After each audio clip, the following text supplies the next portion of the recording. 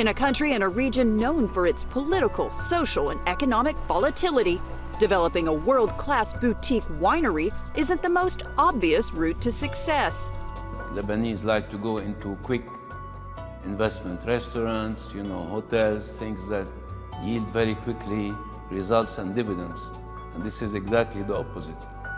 But for partners Etienne Debon and Nabil Shaya, developing Iksir is definitely a labor of love.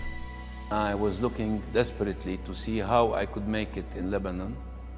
Of course, wine is, you need a lot of land, so I started looking on big landowners, trying to interest them into my project to make wine and be part of the big adventure, but it was useless. The day I went to the bank to ask for money to finance my project, my banker told me, I like your concept, there is another man looking to do the same. Why don't you meet him? So I come to the bank one day and he tells me, please meet Carlos Ghosn and tell him your story. I'm a banker, I'm not a winemaker, first and foremost. I had a professional relationship with him. He often looked at various investment possibilities in Lebanon.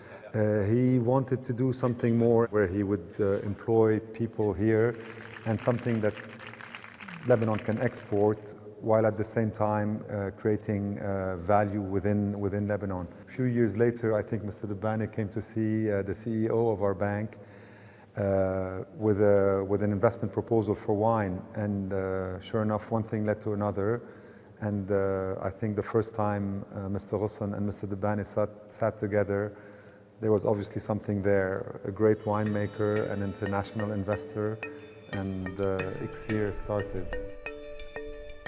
We're not the only winery, or we're not the first winery in the region. There are some, I think... After us, actually, we were the second or the third, Yeah. and now there are about 10 wineries around. Exactly. So. Which is natural, because historically, this is where grapes were grown and wine was made in the old times.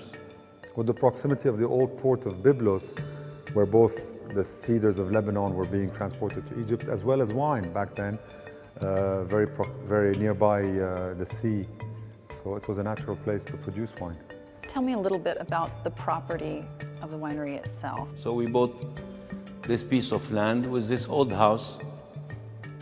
When we bought it, actually, there was a shepherd with about 200 muttons living in the house. And we thought it was fun, when they will get him out and get the house back and rebuild it.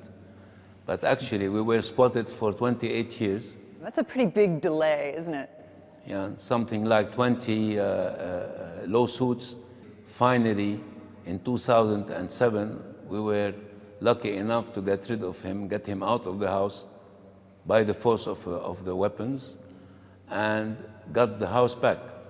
But it was pretty tough, wasn't it? I mean, you even got shot just to get this property. Yes, twice. They shot at us.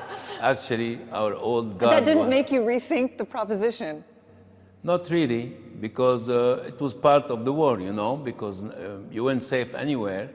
And these people, actually, one day they would invite us for coffee, and the next day they would shoot at us. This is what Lebanon was during the time of the war, because everybody has hospitality, natural hospitality, but when you hit their interest, they might bite you. This is what happened, actually. 2 days before, we were having coffee with them, and 2 days later, they shot at us. Hey there, thanks for checking out CNBC on YouTube. Be sure to subscribe to stay up to date on all of the day's biggest stories. You can also click on any of the videos around me to watch the latest from CNBC. Thanks for watching.